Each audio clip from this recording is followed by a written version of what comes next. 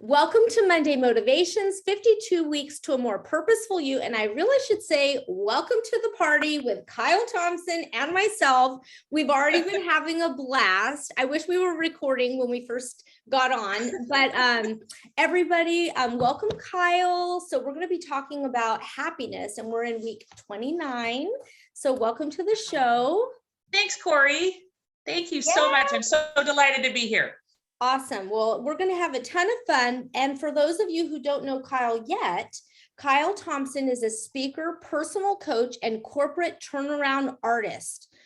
I have some referrals for you. Okay. With 25 years experience in the real estate industry and an athletic background as player and coach, her leadership, team building, and motivational techniques are proven winners. Kyle Thompson will inspire you to dream bigger, reach higher, and go further than you've ever imagined. Oh my gosh. Who is that person? I know. You're like, I want to hire her. Like, wow, that sounded really good. Who was that? Oh my gosh. So, Thanks, so what did you think about this week's topic on happiness? I mean, I feel like you're really the perfect person. I thank you. You're so sweet. You are so sweet. I would say that I really enjoyed the fact that you had intention around your happiness. You know, when you had made mention of the fact that you make lists, you know, the list of the things I really enjoy doing. And then you think the byproduct of that in terms of the way you feel after you go through that.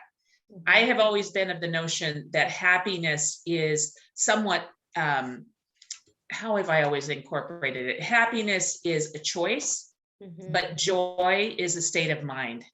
So and it has intention wrapped around it. So when I wake up in the morning, I want to be in a joy-filled state. I have intention behind making sure that whoever I encounter during the course of the day gets my brightest light for the day. Doesn't mean that it's going to be a 500-watt Klieg light every day, but probably pretty close.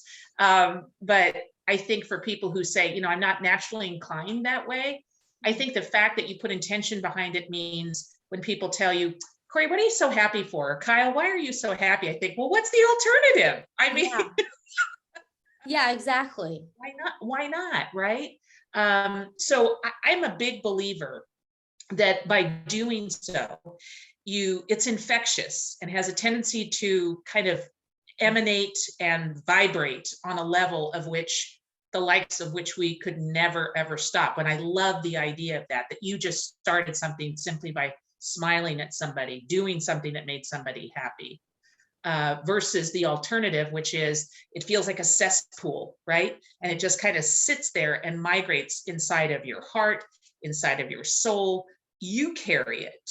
But the beauty of happiness and joy is it just kind of grows and grows and feeds on itself to the degree that you never know what it does, the impact that it has on somebody that you encounter. It's simple. Smile, say something kind, whatever the case may be, and let it spread. Yeah. You've always been a person full of so much energy, and we haven't really spent any one-on-one time together. And so I just want the viewers to kind of hear how this came about. So I've been recording these Monday motivation videos, and I've had a schedule and I've been on top of it. And somehow I got not on top of it. And Linda, my right-hand gal, she's calling me like, Corry, like you don't have anyone for last week's topic and then this topic on happiness. And I'm like, oh my goodness, like I need to like record this video right away. And I happened to open up Facebook and one of the postings was from Kyle. And as soon as I saw your face, and over the years, your Facebook has inspired me so much. You've been through such a journey, so which I want the audience to hear a little bit about. And so when I saw you, I was like, bam, like happiness, she's my go-to. Like I know, like she's gonna bring it. So share with our listeners a little bit about what you've been through the last few years, and I don't even remember when everything started, what year. Okay, well, 2017, I'll do Cliff Notes version of those people that don't know what Cliff Notes are. It was your cheat book for any essay or paper that you had to write on a book that you did not want to read. So my Cliff Notes version of what happened.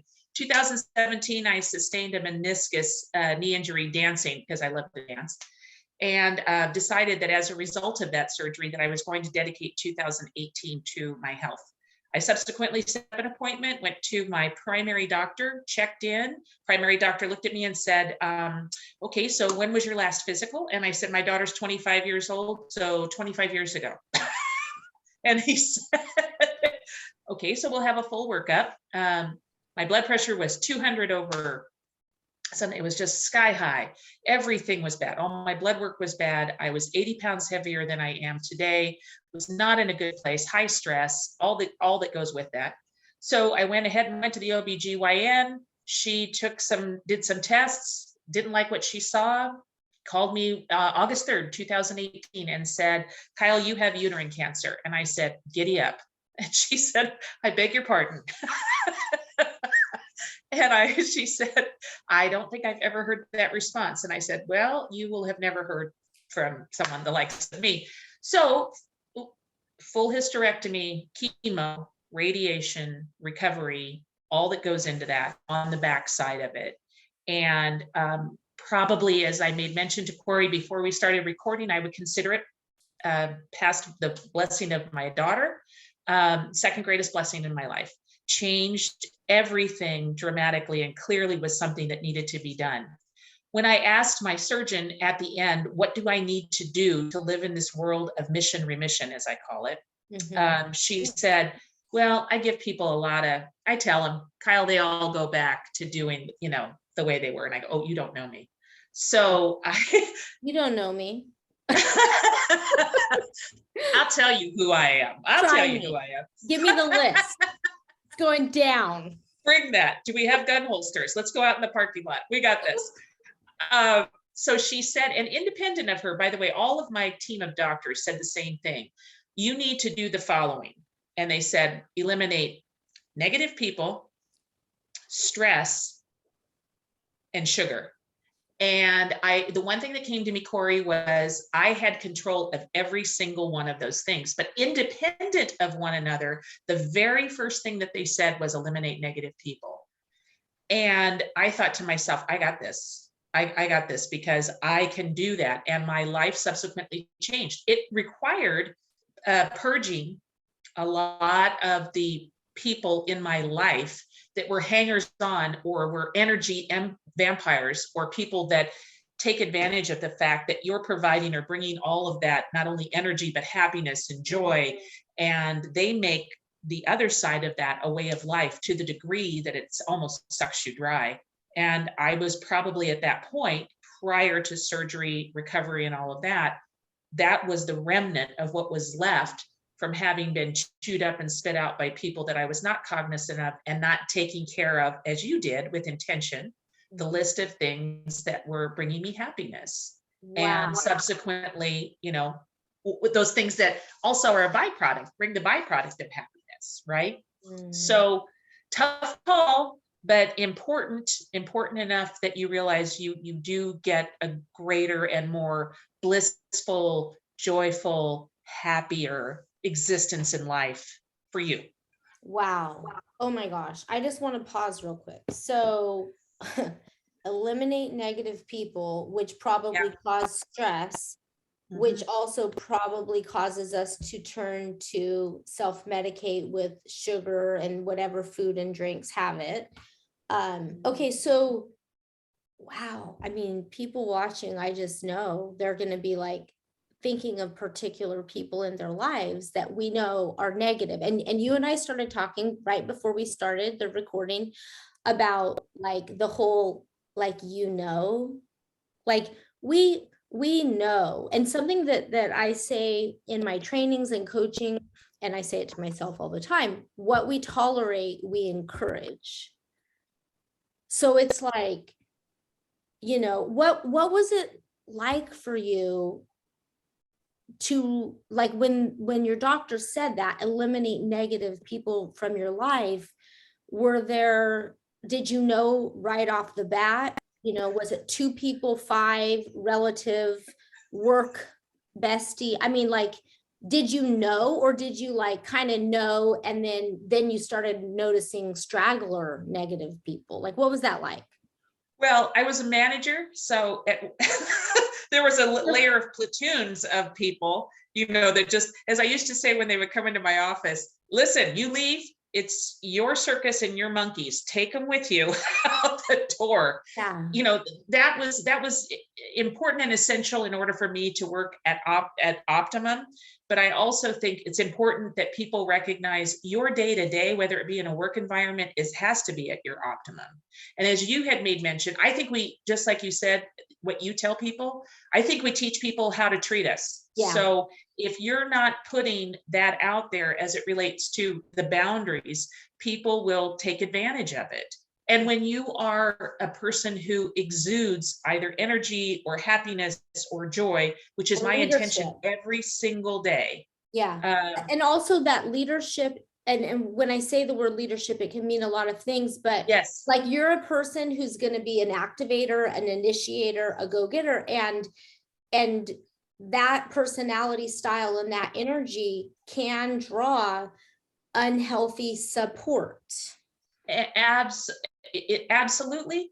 And I think there's a part of you, the humanitarian part of you, that says, I really want to help. I mean, I do have that part of me that says, I want to make you better. I want you to live your best life. I want you to pursue your dreams.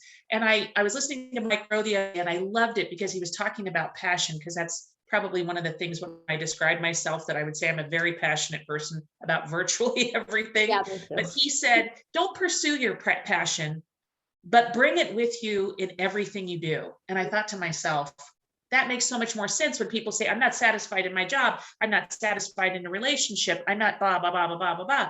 Well, are you bringing your passion to that? Because it could very well be that it might not be what you need or you think you need ultimately, but it will catapult you to the next level because somebody looks at you and says, boy, that person really is a go-getter. That person really goes after it, right? Mm-hmm. So as I looked at the layers and circles of people, I would look and think, okay, as it got closer to me, I realized, oh, wow, these people are really negative. And I will tell you that my doctor said, this is not something that you can do. You have to have a gargoyle at the gate because you're fighting a fight. You've got cancer and radiation ahead of you, and you do not need all of the nonsense. And I will tell you, Corry, and I'll put that out to the masses, I will be anyone's gargoyle. Because I recognize how important and imperative it was. It was like the Godfather adage, it's not personal, it's business. I'm trying to get to the place where I had to have somebody who could do that. And that was very difficult. Probably more than being able to set the boundaries was having somebody who could speak on my behalf and say, this is not the time or place for you. There's no room at the inn. You need to be out here. Because I would have people that continued to call me and tell me their problems. I actually had somebody who called and said, I guess you can't understand anyone else's pain and suffering, when I had just finished my surgery and was going through my second or third chemo treatment. I thought, oh my gosh, Kyle, how long was that going on? And subsequently gone out of my life now, that person, but it became glaringly obvious as I was being asked to, pick up and battle on, because I was, they were back home rolling bandages. I'm on the front lines. Yeah. When you're talking about having a gargoyle, it made me think of how much I appreciate Linda, who you've interacted with. She is my right-hand person. I can't even call her my assistant. She's literally so many things I will put on her because I know she's going to hold a higher bar than I would. And she will speak into me. She will say, no, your time is worth this. And she will just speak into me. So how did you select, what did you look for in your gargoyle? Well, I knew I wasn't going to find me. Yeah. and I didn't want to find me, because that's the one thing that I would say about people is there's no intention behind, what on the topic of happiness or on the topic of anything as it relates to any of this. The way and manner in which you approach something has to be genuine and authentic to who you are. I can't say, I need you to call so and so and tell them this. It's Yeah. like, okay, but I can't say it that way. Yeah. You coach people, you're in front of people and they say, Corry, can't you just come and say that on my Right. behalf? And you're like, no, because Yeah. if I do, then you won't follow that in kind. You'll fall back on, what would Corry say? No, Right. you've It's got not that this. person's voice. Exactly. Yeah. And so the one person that did ultimately, where I called her, had a long history with me, knew me. I think knew how hard that was for me to ask, because I'm not an ask person. I'll just do it. I'll figure it out. And even when my doctor said it, of all of the things that I encountered, that was probably the only one that was really challenging. I mean, chemo, radiation, and surgery and all of that, painful, hard, lots of obviously byproducts as a result of it. But that was singularly the hardest one, because I was asking for help. And I'm not really good at that. She handled it really well, tentatively, to her credit. And then when she found a couple of people who tried to bypass her after she had said no communication, then she became like Mama Bear, and which was hysterical. I think I enjoyed that part more. It was like, she said, oh no, oh no. So I think, it's like anything, you're really surprised what you're made of. And it was kind of sweet for her to call me and say, I didn't want to do this. So that came from an honest place. I didn't want to do this when you called me. I thought anything but this. And she did it. And then she stepped into it and stepped up big time, because she handled it. She handled it the way she wanted to handle it. Yeah. Wow. So what was your happiness level like before cancer and then after? I would say I'm really good. The old adage, tears of a clown. I'm pretty that much that way. I will put on a happy face, and those that don't know me, probably during that time, I lost sight of who I was. I look in the mirror and didn't even recognize myself. So if I had to say genuinely, how happy was I inside? 4, 5, probably. And I lived my life 10 plus, that I'm always on operating pretty high octane. Yeah. I'm sure to the point where people are like, okay, enough. Do you get tired? This is 3 Mile Island. I don't know what she's going to do. But I've always been that. I've always, like I said, my dad kind of always thought that I never had to worry about me. He always said, I never have to worry about you because you can entertain yourself. So I have found that this state of being is a place, something that I'd lost, and someone I had lost. And I was ashamed of not allowing that person out, or allowing other people, circumstances to beat me down to the place where I couldn't even recognize myself. Yeah, it's almost like the hardship, the trial exposed areas that might have looked happy on the outside, but it wasn't coming from that well of joy. And it was just the natural high energy go-getter personality, but the depth of the happiness was not there. And then now you're coming from authenticity, truth, courage, and just that clarity of not being all things to all people. And yeah. So just to kind of talk, I want to touch on the list that I mentioned in the chapter. So I do this often where I'll look at the things that I think are going to make me happy. It's almost like they make me happy in an instant gratification way, but then I'm not happy in the long run. Mhm. And then other Yeah. things that actually bring me happiness, they're kind of boring, or I don't feel like doing them in the moment, but then afterwards, the satisfaction. Mhm. Something as simple as like doing the dishes at night instead of waking up to them in the morning. Yeah. There's a Yeah. happiness there when you wake up and the sink is nice and sparkly. Yeah. Yeah. Yeah. Yeah. Exactly.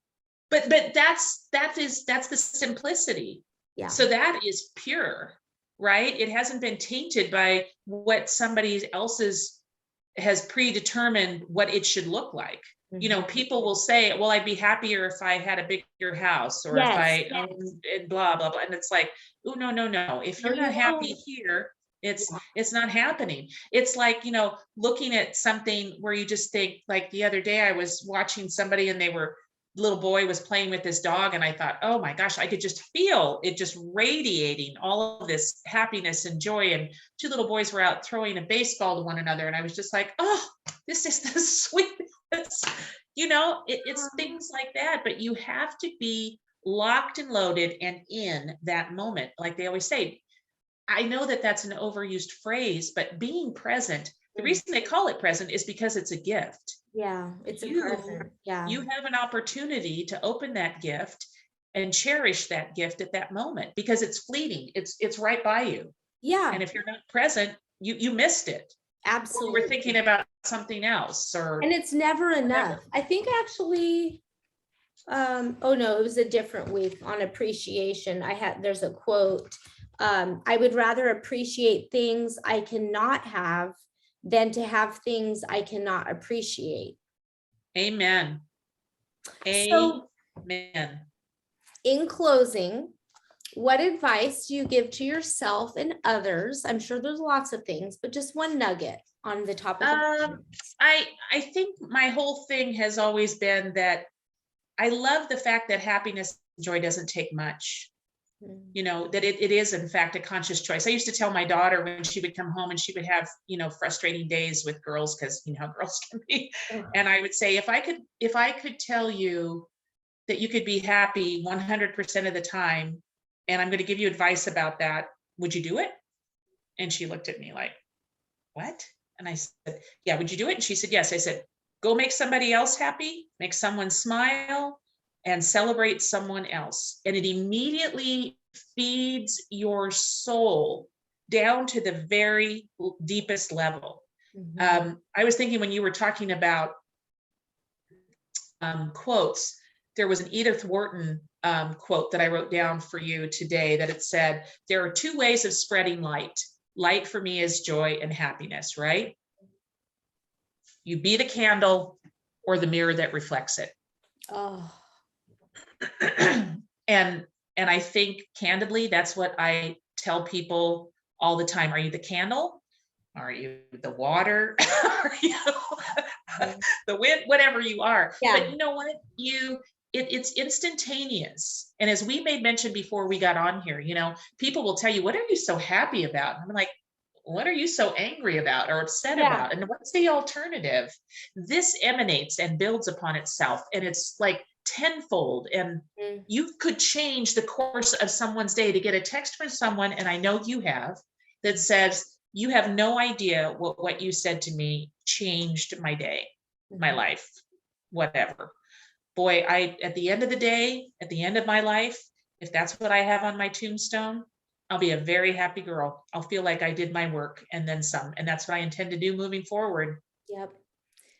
And that's exactly what you're doing, sharing your time here. And so for people that want more of you, where can they find you, and what services, can they reach out to you for? Maybe coaching, I don't know. Coaching, speaking, I love all of that. And frankly, what I really enjoy, Corry, and I know that you do too, is the development of women and partnerships and relationships and dynamics, because I think we have an opportunity to really build upon it, but in such a fashion that we recognize that we can be allies with one another. And the strength comes about as a result of celebrating our mutual and our individual strengths. So I would just say probably best to call me or text me. Okay. Do you want me to give the number? Yeah. Yeah, and we'll Okay, so type it in, but also now. So what's the number? the number's 916 Mhm, 716 mhm. 0559.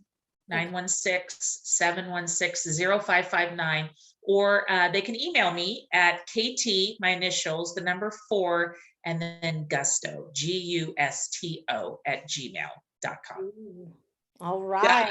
I thank you so much for that, Corry. Thanks for that.